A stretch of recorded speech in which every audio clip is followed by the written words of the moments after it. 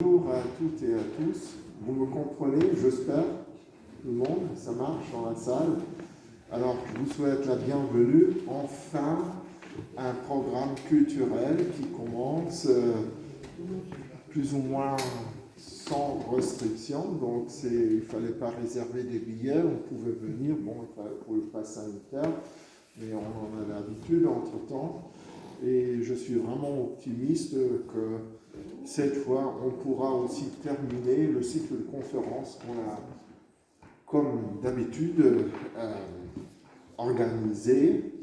On ne vous a pas envoyé de programme imprimé cette fois parce que je ne voulais pas que l'action se répète, quand il faut annuler les conférences qu'on a annoncées avec beaucoup de pompes. Mais on a organisé, prévu un programme et vous aurez toutes les actualités sur le site internet. Vous avez aussi reçu le programme par mail et donc vous êtes cordialement invités aussi à assister aux prochaines conférences. La prochaine, déjà, je peux vous dire, aura lieu le 24 novembre et ça sera encore une conférence qui a un lien avec l'œuvre Notre-Dame et l'un des architectes les plus connus de la cathédrale, Johann Knaut, le dernier architecte allemand, entre guillemets, donc ce que ça veut dire, allemand-français, mais après, une figure bien connue, et il y a un projet de recherche maintenant entre les universités de Strasbourg, l'université d'Innsbruck en Autriche et l'œuvre Notre-Dame, consacré aux écrits de Johann Knaut. Et ça vous sera présenté le 24 novembre. Donc ça sera certainement aussi une soirée très intéressante. Mais bon, aujourd'hui, je donne tout de suite la parole à mon ami Eric Fischer, le directeur de la Fondation de l'œuvre Notre-Dame, car c'est l'un de ses collaborateurs qui va aujourd'hui animer la soirée. Et je le laisse lui-même le présenter. Donc, voilà. Merci Marc. Bonsoir à tout le monde. Moi, ça fait extrêmement plaisir de vous revoir en chair et en os pour assister donc à cette première conférence d'une nouvelle série qui ce soir va être présentée par Mathieu Beau. Comme le disait Marc, Mathieu est donc collaborateur au sein de l'œuvre Notre-Dame. Ça fait plus de bientôt 30 ans qu'il est chez nous, donc ça, le temps passe tellement vite. Donc après une formation de maçon, il a rejoint l'OMD en 1997 pour engager une formation de tailleur de pierre, donc il a réussi au bout de 2 ans. Et il a été recruté chez nous donc, en 1999. Il a très vite compris aussi, je pense en lien à l'articulation avec les architectes en chef, l'importance de la conservation. Il s'est bagarré pour faire en sorte que cette dimension prenne vraiment pied au sein de l'OMD. Et ça s'est concrétisé après quelques années par la création d'une équipe en tant que telle, donc qui a vraiment été l'aboutissement et la formalisation très concrète de cette structure, de cette mission, de cette activité au sein de l'OMD. Il a continué en permanence à se former pour obtenir en 2017 un Master 2 dans les métiers conservation et préservation des biens culturels. Et par ailleurs, je sais qu'il est très sensible à l'environnement et il aime aussi au quotidien à la préservation et à l'intégration de l'environnement dans les métiers de préservation de la cathédrale. Donc, et ce soir, le programme, c'est quelle méthodologie pour la préservation de ce complexe édifice qu'est la cathédrale de Strasbourg. Mathieu, merci. La distance, ça va comme ça? Alors aujourd'hui, l'objectif de ma présentation sera de questionner, de susciter le débat en fait autour des approches méthodologiques de préservation. Elles sont en lien avec les époques, les usages, les connaissances et surtout elles sont intimement liées aux acteurs et particulièrement aux décideurs. Alors vous m'excuserez donc si je ne rentre pas dans les détails historiques, techniques ou des valeurs. Je place volontairement la cathédrale comme entité épistémique que je qualifie d'objet restaurable et que j'appréhende dans sa globalité. Alors sa globalité, c'est les caractéristiques de l'objet, des acteurs de sa préservation, leurs relations et interactions tout au long de l'histoire de l'édifice. Alors ma présentation se fera en 2 parties. Elle abordera les différents champs à prendre en compte pour questionner les problématiques de la méthodologie de la préservation d'objets complexes, tels la cathédrale de Strasbourg, objet singulier, donc comme l'a dit Eric Fischer, j'œuvre maintenant depuis plus de 24 ans, pour être précis. Alors l'objet complexe, comment il se définit? Il se définit comme un bien culturel unique, multidimensionnel et polysémique. Il bénéficie d'un processus restauratif continu, ce qui est sa principale singularité, et cette continuité émerge dès l'acte constructif, notamment par la présence permanente et ininterrompue de l'acteur social, la Fondation de l'œuvre Notre-Dame. Alors, les différentes méthodologies de préservation ont pris de multiples orientations au gré des époques, des connaissances et des regards qu'on porte sur l'objet, des acteurs et de l'organisation réflexive et pratique. Aujourd'hui, on peut établir un constat qui permet de révéler un découpage et une classification de l'objet par l'attribution de systèmes de valeurs liés à la démultiplication disciplinaire des acteurs de sa préservation. Il a pour conséquence une opposition manifeste entre ces derniers, entre les institutions, entre les sciences, empirisme et pratique, et qui sont le reflet de l'instrumentalisation de l'édifice. Et ça a un impact direct, bien entendu, sur les choix de restauration qui sont effectués sur l'objet.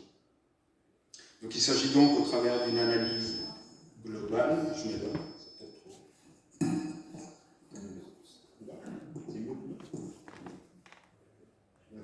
C'est pas lui, c'est moi.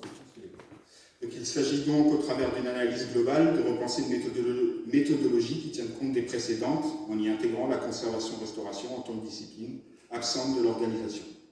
Il faut dès lors générer et unifier les connaissances pour permettre l'approche épistémique de la préservation au travers de chaque cas particulier fondé sur un triptyque qui est l'objet restaurable, les sujets restaurateurs et l'acte restauratif.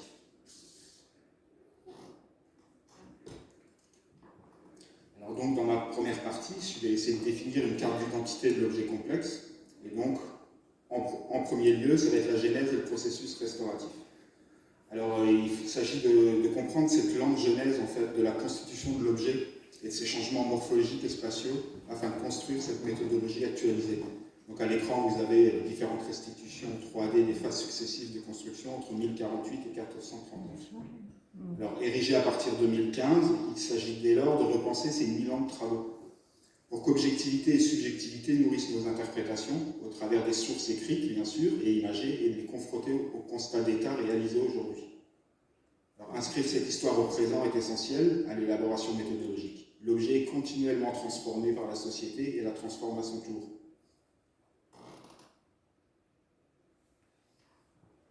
Alors, vous pouvez voir sur ce schéma l'apparition, le chevauchement et l'intensité des différentes méthodologies, depuis la construction jusqu'à aujourd'hui.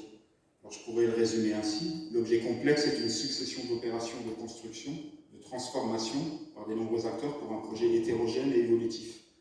Dès l'acte constructif, la cathédrale elle a fait l'objet d'un processus de préservation avec des réparations, c'est-à-dire restituer une fonction ou son aspect, des rénovations, c'est-à-dire des actions sans nécessairement respecter son matériau ou son intérêt patrimonial.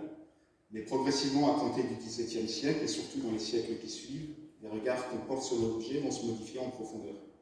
D'une identité populaire avec une spatialité sociale de l'objet, pédagogique et représentationnelle, la cathédrale va devenir un objet artistique et culturel, avec une appropriation progressive par les élites. L'acte politique post-révolutionnaire par la nationalisation des biens du clergé et avec la patrimonialisation de l'objet engendre un changement aussi méthodologique avec le développement des principes théoriques de la restauration, de l'objet historique et esthétique.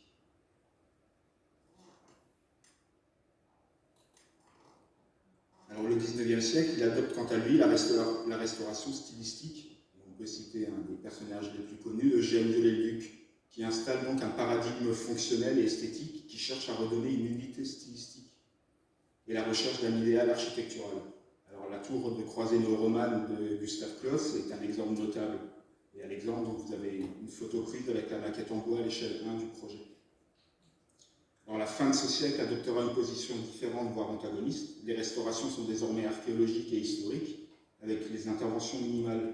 Et là, on rentre dans un paradigme historique et testimonial en soutenant la conservation face à la restauration invasive. Et là, on peut citer John Ruskin, ou encore en réconciliant les approches par la conservation et la restauration, en se basant sur la vérité objective dans les documents d'archives, et la restauration se doit d'être visible. Et là, on peut citer Camillo Boito. Alors, sur la cathédrale, on peut citer cette transposition, c'est avec l'architecte Ludwig Arns, par exemple, qui en est l'émanation et propose des traitements par greffe. Et d'ailleurs, à cette même période, le premier bilan sanitaire est rédigé par Émile Bosch-Wilwald, inspecteur des monuments historiques. Alors, la première moitié du XXe siècle verra le cadre conceptuel de la restauration se fonder sur les valeurs historiques, architecturales et esthétiques des éléments considérés comme remarquables. Alors, ceci est associé également à la dépose préventive, une des traductions de la fragmentation de l'objet. Les sculptures déposées seront notamment conservées au musée de la Roi Notre-Dame, créé en 1935, si je ne me trompe pas, à Strasbourg. On peut aussi citer les innovations de l'architecte Johann Knaut lors de la réfection du pilier qui supporte la haute tour et la flèche. Alors, le plan affiché à l'écran montre le projet de reprise en sous-œuvre des fondations. Donc là, on est dans le cadre de la restauration scientifique, issue de la position théorique de Camillo Boato et complétée par Gustave Giovannini en se basant sur 5 critères: consolidation, recomposition ou anastylose, libération, c'est-à-dire retirer certains éléments, et adjonction de ce qui peut manquer et innovation. Alors ce schéma il perdure et se complète par les apports des sciences de la nature, la géologie, la chimie, jusque dans la deuxième moitié du XXe siècle, par des restaurations très importantes, en partie issues des conséquences provoquées par la Seconde Guerre mondiale. Et en s'inscrivant alors dans un paradigme patrimonial et en considérant la primauté de la valeur historique, le souvenir ou le passé, et la contemporanéité ou le présent. Enfin, à partir de la fin du XXe siècle, la méthodologie, toujours basée sur les acquis précédents, adopte le modèle théorique de la restauration critique. C'est-à-dire que dorénavant, la restauration, elle va constituer le moment méthodologique de la reconnaissance de l'œuvre d'art dans sa consistance physique et sa double polarité esthétique et historique en vue de sa transmission aux générations futures. Il s'agit alors de rétablir une unité potentielle de l'objet sans commettre un faux artistique ou un faux historique et sans effacer aucune trace du passage de cette œuvre d'art dans le temps. Et là, on cite bien sûr les plus connus Cesare Brandi, Carlo Argan, Renato Bonelli et Roberto Pani. Alors notons que l'objet reste hiérarchisé, mais il tient compte de la signification culturelle de chaque période avec le développement accru de la documentation des interventions.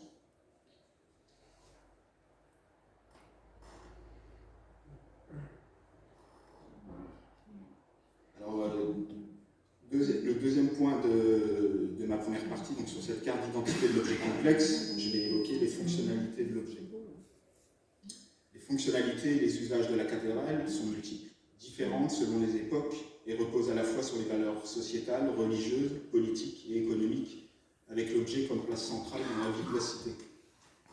D'une façon synthétique, bien sûr, je résume beaucoup, ces fonctionnalités ont oscillé ou oscillent encore entre cultuel, judiciaire, avec les pouvoirs religieux, judiciaires et temporels des évêques, politique, économique, de vigie, en tant qu'observatoire, la maison des gardiens vers 1531, les cloches civiles pour rythmer les journées de la ville, le tocsin pour donner l'alerte, patrimoniale, communicative, on se rappelle le télégraphe de Chappe en 1793, balise aérienne au sommet de la flèche, sirène d'alerte, ou encore laboratoire in situ et objet témoin, du fait de la prouesse architecturale de cette construction, l'évolution des matériaux en situation et les indicateurs environnementaux. Alors en un sens, cette multiplicité participe pleinement au processus de préservation de l'objet dans sa matérialité, sa morphologie et sa portée. Donc à l'écran, avec l'illustration de l'illumination de la cathédrale aux implications multiples pour la société, et l'objet dans le cadre de la venue du roi Louis XV en 1744. Aujourd'hui encore, l'éclairage de la cathédrale participe à l'attractivité de la ville et plus largement de la région. La fonction culturelle, à travers le tourisme, se développe sans doute dès 1439 avec l'achèvement de la flèche, dont le sommet est accessible. Cette préfiguration d'un usage patrimonial se consolidera après la Révolution française, à l'image du patrimoine familial, par sa conservation, son enrichissement et sa transmission. Ainsi, l'instrumentalisation des biens nationaux génère une identité culturelle, des fonctions éducatives, scientifiques, pratiques, qui progressivement intégrées aux différentes méthodologies de préservation, vont hiérarchiser et fragmenter l'objet. Unité historique, archéologique, matérielle, stylistique, technique, pratique, économique, communicative, objet laboratoire, etc., etc.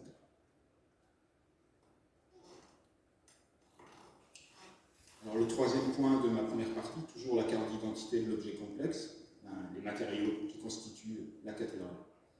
Alors l'objet complexe se caractérise par sa matérialité, comme un tout signifiant définissant notre unité de travail, l'objet restaurable. Alors si les matériaux ont une signification propre, et préétablis, caractéristiques physico-chimiques, fonctionnelles, techniques. Cette matérialité évolue selon leur nature, leur interdépendance, leur situation géographique et leur environnement. En somme, dans la construction méthodologique, l'altérabilité des matériaux les définissent dans le présent comme action et condition de l'acte restauratif. La cathédrale est donc définie par une matérialité composite et hétérogène, grès, mortier, métaux, verre, bois, polychromie pour les plus présents et que vous pouvez voir à l'écran.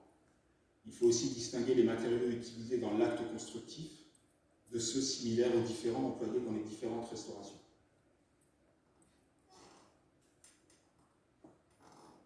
Cette matérialité elle nécessite de convoquer plusieurs spécialités à chaque fois, pour analyser leurs caractéristiques, leurs comportements et changements d'état à la fois spécifiques et corrélatifs. En effet, quels qu'ils soient, dès leur extraction, façonnage ou transformation, ils évoluent chimiquement en raison de ces actions, mais aussi en fonction de leur nouvel environnement, et donc ils transforment à leur tour l'objet final. Alors, la méthodologie de préservation actuelle, elle est tributaire des systèmes de valeurs. Les différentes disciplines convoquées, artisanat, géologie, chimiste, conservation, restauration, etc., elles réalisent une approche différenciée selon les matériaux par l'absence d'un langage commun et donc de dialogue pour partager leur compréhension, ce qui peut avoir comme conséquence la production de connaissances fragmentaires en lien avec les classifications, et cette dernière rend difficile l'analyse et la compréhension de leurs relations et des influences réciproques.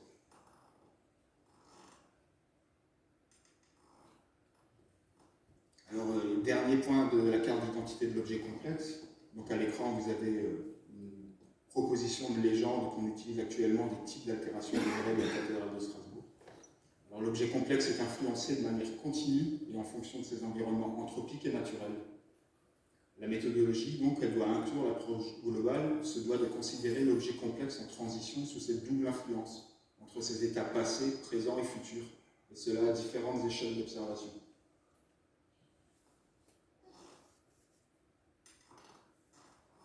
Ainsi, l'activité humaine, elle est par exemple génératrice d'éléments chimiques soufrés, azotés, carbonés, rejetés sous forme gazeuse, et selon les teneurs de ces polluants dans l'atmosphère, associés aux particules millimétriques et nanométriques, des résidus de combustion, et par la combinaison d'autres éléments chimiques, diverses formes d'altération peuvent affecter les matériaux de l'objet.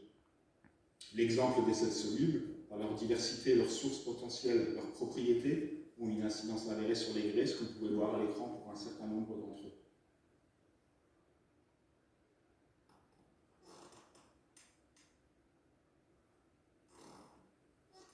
Alors, les conditions météorologiques, avec les cycles naturels, sont également des paramètres qui conduisent à des changements d'état des matériaux. Alors, l'eau sous ses différentes formes, gazeuse, liquide et solide, les variations de température, les expositions, les orientations, sont autant de données complexes qui influencent l'objet et qui doivent donc être intégrées et développées dans la méthodologie, au fur et à mesure de l'actualisation des connaissances. Alors l'utopie de mettre à l'abri la cathédrale de ses influences environnementales, à l'image des objets muséographiés, a été et c'est encore un moteur dans l'élaboration des méthodologies de préservation, par des techniques préventives et des techniques curatives. Ainsi, la création de molécules capables d'améliorer la durabilité, la résistance des pierres face aux agents atmosphériques sont largement développées pour, paradoxalement, remédier aux conséquences de la révolution industrielle et du développement continu de la chimie. Par exemple, on peut citer les silicates alcalins employés dès le début du 19e jusqu'au début du 20e siècle. Pourtant, ces silicates sont à base de potasse ou de soude, susceptibles de former avec les sulfates des sels altérants. Les évolutions comportementales et la mise en place de réglementations encadrant les sources polluantes ont amélioré certaines teneurs, comme le dioxyde de soufre, le plomb. Pourtant, nous devons toutefois prendre en considération un autre point dans l'élaboration de notre méthodologie, c'est les changements climatiques en cours et à venir. Donc, selon le groupe d'experts intergouvernemental sur l'évolution du climat.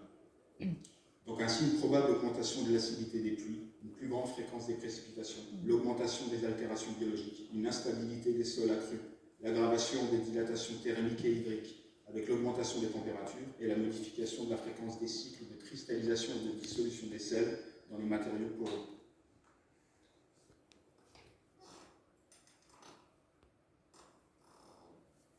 Alors, dans ma deuxième partie, on va aborder l'aspect de l'organisation autour de l'objet et les méthodologies qui en courent. Donc, en premier lieu, les acteurs institutionnels. L'organisation actuelle pour la préservation de la cathédrale s'articule avec 4 acteurs sociaux. L'évêché, la fondation de l'œuvre Notre-Dame, la ville de Strasbourg et l'État. Alors c'est issu d'un modèle atypique apparu au tout début du XIIIe siècle. Par l'emprise progressive de la société civile sur la gestion du chantier, des constructions, cette organisation particulière a survécu par un droit coutumier malgré la nationalisation des biens du clergé par l'État français le 2 novembre 1789. Alors je vous ai mis 2 exemples législatifs, des extraits à l'écran, qui sont hautement significatifs, puisque l'objet est dorénavant retiré du quotidien. Il n'est plus cultuel, mais muséographique. Il devient un patrimoine national qu'il convient de préserver. C'est la naissance de la restauration et de notre unité épistémique, de notre objet restaurable. Il assoit par ailleurs le rôle central de l'œuvre Notre-Dame, qui devient fondation, et de son atelier pour la conservation de l'édifice. Ce sont déjà les termes employés à l'époque.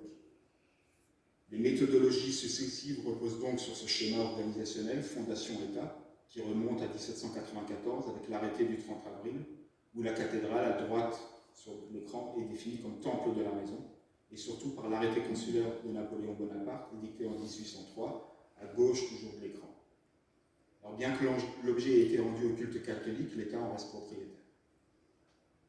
Alors la création et la construction progressive des services des monuments historiques au XIXe jusqu'au XXe siècle, le classement de la cathédrale en 1862 et la volonté de former des architectes à la restauration vont marquer un tournant important.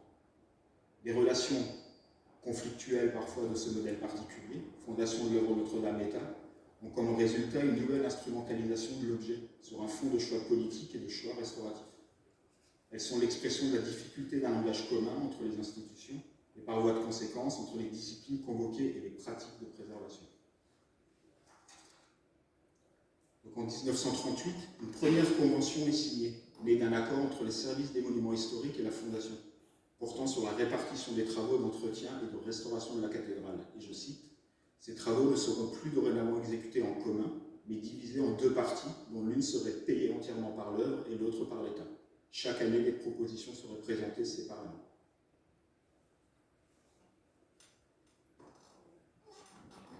Alors je vais m'appuyer sur un exemple. L'exemple pour le choix retenu pour les restaurations de la tour de Gustave Klotz, qui est pour moi révélateur après ces différents visages tout au long cours de l'histoire de la cathédrale.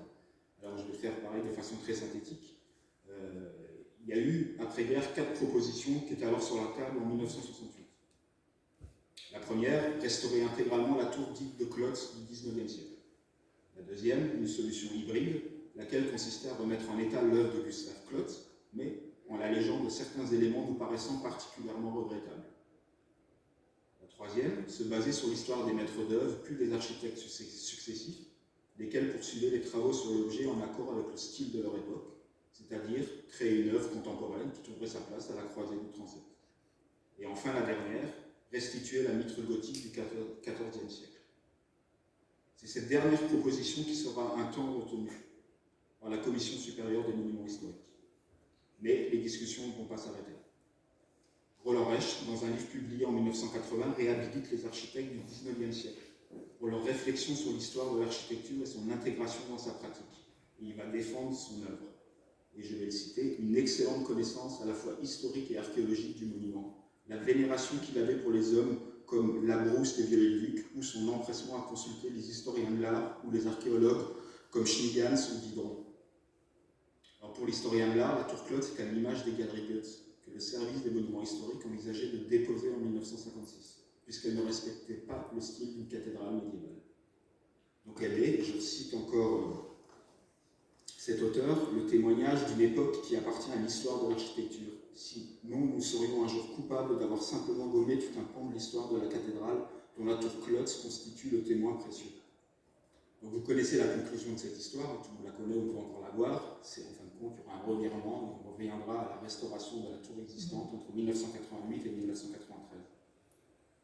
Mais l'exemple de la question du couronnement de la croisée du transept, pour moi, il illustre avec pertinence des relations empreintes de rivalité entre les acteurs, entre maîtres d'ouvrage, maîtres d'œuvre, historiens de l'art, fondation de l'œuvre Notre-Dame, ville de Strasbourg et l'État, à travers la commission des monuments historiques, voire la Société des Amis de la cathédrale de Strasbourg, qui à cette occasion ont recueilli dans ses bulletins les positions des uns et des autres, d'un même projet, les choix de préservation de la cathédrale et son instrumentalisation. Alors ça illustre de même l'organisation complexe des travaux et les positionnements théoriques divergents, propre au champ de la conservation-restauration. Pour remédier à cet état de fait, ou tout du moins pour l'atténuer, il convient d'élaborer, de mettre en place une méthodologie, donc un cadre de travail, qui prenne en compte l'ensemble des paramètres définissant l'objet, son histoire, sa morphologie, sa spatialité, sa matérialité, ses significations, au-delà de la construction personnelle des acteurs et de leur intérêt au sein des monuments historiques et de l'objet à restaurer. Alors ainsi, les méthodologies successives avec les acteurs institutionnels marquent une triple rupture toujours d'actualité par rapport à un héritage artisanal et empirique. Donc rupture entre théorie et pratique, entre décideurs et institutions, et entre méthodologies existantes et théories successives du processus continu de préservation. Alors une clarification des rôles est effectuée en 1999 avec la nomination d'une maîtrise d'œuvre unique, un architecte en chef des monuments historiques, pour la maîtrise d'ouvrage et la maîtrise d'ouvrage déléguée à la Fondation. Alors, la présence quotidienne de cette dernière pour la préservation de l'objet est reconnue comme un avantage en nature, consenti à l'État français. Alors, toujours dans mon organisation autour de l'objet, les acteurs de la préservation. Alors, si les schémas des acteurs de la préservation de l'objet restent principalement et traditionnellement les métiers de l'artisanat d'art, d'abord sous la direction des maîtres d'œuvre puis des architectes, le développement des sciences dites modernes va progressivement modifier l'approche méthodologique. Cette dernière va s'ouvrir notamment au moment des études préalables jusqu'aux interventions, grâce à l'enrichissement et au développement des connaissances générées par la démultiplication disciplinaire et par la systématisation plus ou moins formelle des données produites. Alors paradoxalement, l'augmentation des connaissances, de plus en plus spécialisées, a aussi des conséquences dans la méthodologie, c'est la rupture entre ces sciences et l'empirisme, entre les sciences sociales et les sciences exactes. La cathédrale sera de fait également conditionnée par la fragmentation disciplinaire, dont les répercussions peuvent être une catégorisation et une subdivision de l'objet. Les mortiers et les liants sont par exemple délaissés, et pourtant leur rôle et leur interaction sont centrales dans l'objet. Une méthodologie de préservation différenciée selon la hiérarchisation, les valeurs attribuées, et donc selon les acteurs, comme vous pouvez le voir à l'écran, avec la différence de traitement des polychromies des parements entre 2008 et 2016, et entre deux architectes différents. Les répercussions de la fragmentation ont aussi comme conséquence la volonté de professionnalisation de la conservation-restauration, qui se concrétise par des formations diplômantes à partir de la deuxième moitié du XXe siècle. Mais contrairement aux biens culturels muséographiés, elle ne se voit convoquée que très ponctuellement et uniquement sur certaines parties et ou lors de certaines phases du processus restauratif. Donc là, je fais le lien avec le Code du patrimoine, qui, par rapport aux œuvres muséographiées, font accorder le professionnel de la conservation et restauration. Sur les monuments historiques, ce n'est pas le cas, donc ils sont convoqués. Le dernier exemple connu, c'est sur les vitraux, sur les décors peints, par exemple, qu'on peut retrouver sur la cathédrale de Sceaux.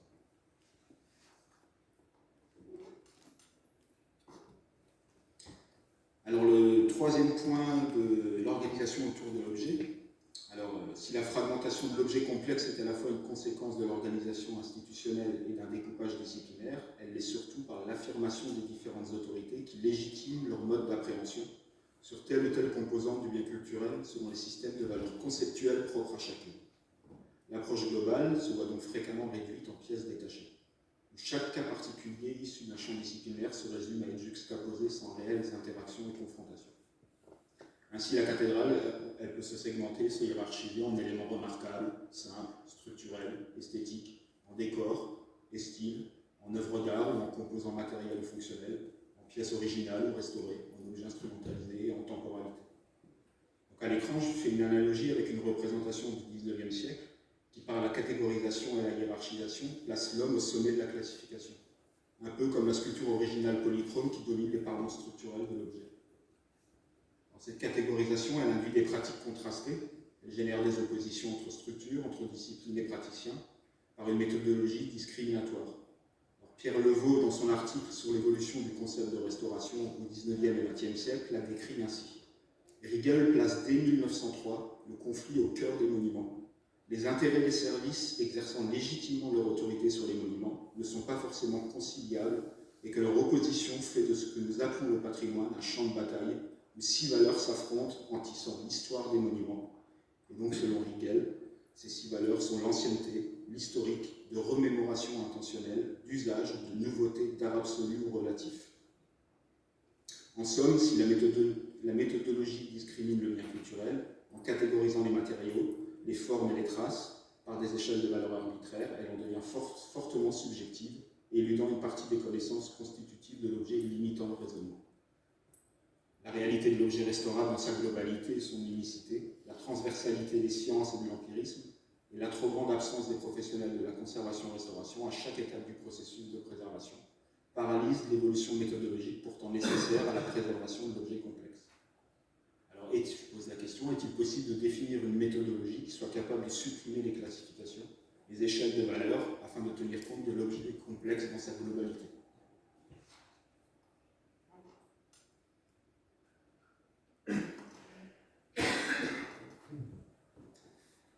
Alors, je vais vous présenter un exemple d'actualité, c'est le dernier point de ma deuxième partie. Je vais vous parler des couvertures en plomb. Alors, la technique traditionnelle de couverture en plomb, parfois en inox plombé avec des rapports soudés, a été importée et employée sur la cathédrale de Strasbourg, je dirais depuis la deuxième moitié du XXe siècle. C'est un choix d'intervention préventif qui modifie physiquement l'objet, mais aussi chimiquement avec des incidences multifactorielles. L'objet est ainsi couvert dans une volonté de contenir l'influence de l'environnement, particulièrement des eaux pluviales. De protection en feuilles de plomb, le plomb qui est malléable et résistant à la corrosion. Alors, notamment sur les surfaces horizontales comme les toitures, terrasses, les coursives, les galeries de circulation et les glacis. Alors, il s'agit de préparer et de lisser le support au moyen de plâtre, la surface d'accueil des feuilles de plomb, puis d'ajouter si nécessaire, selon la forme désirée, des pentes, des gorges, des surfaces horizontales et verticales, avec des tasseaux de bois, puis un feutre en papier anglais entre le bois et le plomb, ou entre le plâtre et le plomb en l'absence de tasseau. Alors, la pose s'achève par le façonnage et le matage des feuilles de plomb à morceaux en joint à ourlet creux ou en joint à tasseau, et les jonctions avec les maçonneries se font par une rainure pratiquée dans l'urée où les feuilles de plomb sont engravées et scellées à l'aide d'un mortier ou de la laine de plomb matée. Alors, la cathédrale est constituée de grès, on l'a vu, matériaux poreux et argileux qui captent l'eau sous sa forme liquide. La pluie, mais également le brouillard. Et à travers la vapeur d'eau contenue dans l'air selon le taux d'humidité relatif. Alors, pour sa part, le plâtre est issu du gypse et il est composé d'émilhydrate de calcium et d'anhydrite. Le plâtre manufacturé, en plus employé lors de la pose aujourd'hui des couvertures plomb, contient également des accélérateurs de prise à base d'ion sulfate, ce qui permet au couvreur de mater rapidement les feuilles de plomb et de leur donner la forme souhaitée.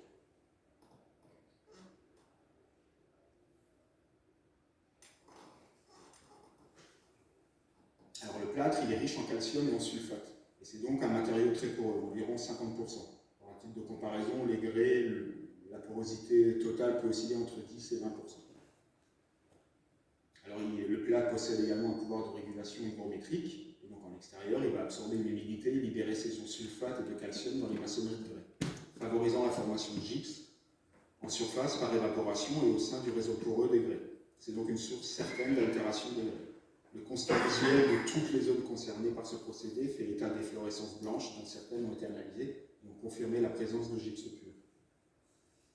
Alors ce dernier, le gypse, est un sel hygroscopique, lequel, selon les conditions d'humidité relative, c'est-à-dire le degré hygrométrique de l'air et de température, va soit capter l'humidité et se dilater, soit la rejeter et se contracter. Avec la répétition de ces phases variables sur une année, les contraintes en surface et surtout dans le réseau poreux des grès sont considérables. Enfin, le gypse a une très faible solubilité, ce qui est un inconvénient pour nous, praticiens sur le terrain, pour essayer de le retirer, notamment par les opérations de dessalement, avec des compresses par exemple. Alors, par ailleurs, les feuilles de plomb apposées sur les surfaces horizontales bloquent l'évaporation naturelle de la vapeur d'eau, qui s'immisce alors au-dessus des engravures, point de jonction des feuilles de plomb et des maçonneries en grès, ou encore sur les parties situées en dessous de la couverture en plomb, générant un flux et une réserve d'humidité. Les constats d'altération, présence de cloques, boursouflures, désagrégations, se font principalement au niveau des zones d'évaporation proches des parties couvertes en plomb. C'est ce que vous voyez à l'écran, les différentes formes d'altération sur différentes natures de l'eau. Dans cet exemple, le choix méthodologique, celui de couvrir les zones, pensées comme faibles, ne prend en compte qu'un facteur, la pluie eau verticale, et qu'une technique considérée comme traditionnelle, garantie par l'artisan et soutenue par l'architecte. Il y a des oublis, à mon sens, l'ensemble des autres paramètres que sont la nature des matériaux, leurs relations, leurs influences réciproques, leur compatibilité et leur comportement, lorsqu'ils sont isolés ou associés, face aux interventions humaines et aux facteurs environnementaux, dont l'eau sous ses différentes formes et où la variabilité des températures. Enfin, une telle pratique n'a pas fait l'objet d'un protocole de suivi. Sa systématisation provoque de nombreux désordres. Alors, parfois même de façon paradoxale, sur ce qu'elle est censée protéger. En d'autres termes, nous pouvons nous demander si ces protections sont nécessaires, ou s'il ne serait pas plus pertinent de revenir à un état antérieur, dans lequel les grès des lieux de circulation et des surfaces est apparent, autorisant de meilleurs échanges hydriques et hydriques entre les matériaux et l'environnement. Je pose la question, même s'il y a déjà eu des alternatives mises en œuvre sur la cathédrale, avec une amélioration de ce système préventif, notamment sur le dessus de la galerie romane, sous la tour de Gustave Klotz.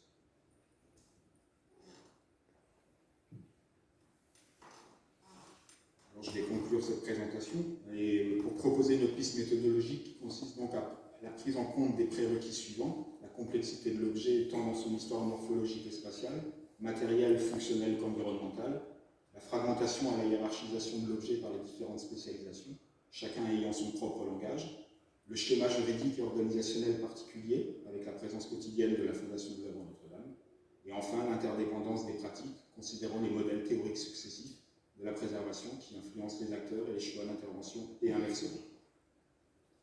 Alors, la conservation-restauration en tant que discipline se doit, à mon sens, d'intégrer le processus méthodologique, non pas uniquement en tant que praticien mettant en œuvre des solutions techniques, dans l'intention de transmettre l'objet aux générations futures.